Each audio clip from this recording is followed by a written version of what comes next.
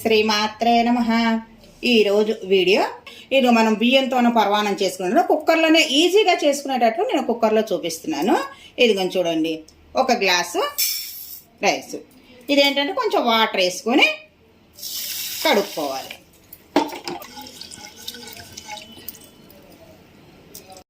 ఇదిగో బియ్యం కడుక్కున్నాను, కడిగి పొయ్యి మీద పెట్టేసుకున్నాను.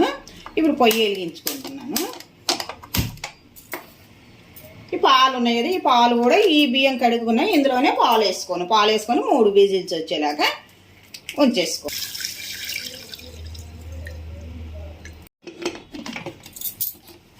ఇది 3 విజిల్స్ వచ్చేదాకా ఉంచుకోవాలి.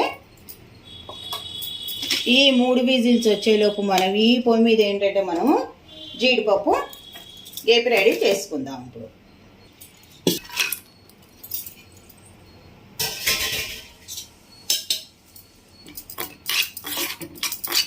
ఇది కొంచెం దూరం వచ్చేంత వరకు వేపుకోవాలి.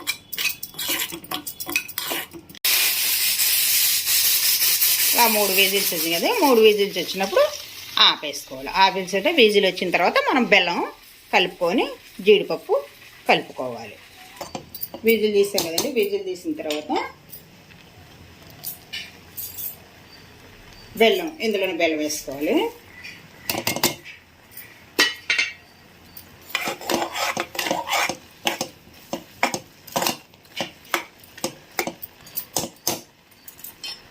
కొంచెం యాలకుపొడి, జీడిపప్పు వేసుకున్నాం కదండి, జీడిపప్పు కూడా ఇందులోనే వేసుకోవడం, ఆఫ్ చేసేసుకోవడం. ఇప్పుడు ఇలాగా